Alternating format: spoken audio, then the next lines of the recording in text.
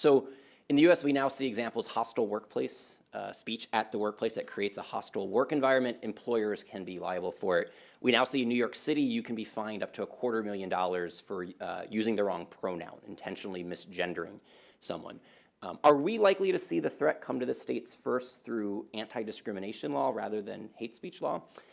And then the second question is, will it not just be speech that's on the line, but will it also be freedom of association, freedom of assembly, and the free exercise of religion? Because again, it seems that under these anti-discrimination statutes, declining to pay for one of your employees' contraception is an instance of discrimination. Not dispensing the morning after pill, discrimination. Not baking a same-sex wedding cake, discrimination. Not letting males use a women's locker room, discrimination.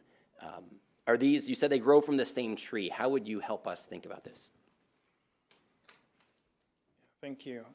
Yeah, I should say that we have all of the anti-discrimination stuff in Europe as well, so I just didn't touch on all of that, but yeah, it's pretty bad. They do grow from the same tree. So in terms of our both protection of speech, of conscience, and of associational rights, all of these are part of the same package, and the threats to these different freedoms are all of a similar nature as well. What they're about is really state control and state sanctioning. So in hate speech laws, the state is seeking to sanction what we can and can't say.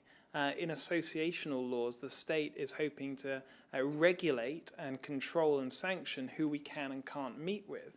And these anti-discrimination laws, which mostly hinge on the issue of conscience, the state is seeking to control and sanction our consciences and what we can and can't decide. And so I think both the freedoms are connected and the threats to those freedoms are connected as well. And I think it's unlikely to see just one of those areas affected. And so in Europe, we have major problems with state censorship, but also state-regulated churches, the state seeking to act as parents in some instances, and state-sanctioned conscience. And these four particularly, conscience, speech, parental rights, and association, all come, I think, as a package. And so I would say in the US context, not that I'm an expert in this and my other ADF colleagues would certainly be more so in the room, but if the anti-discrimination threat is coming, and I think it most certainly is, then I doubt it will come alone. And I think that what we will see here is some of these other areas also affected in the same way.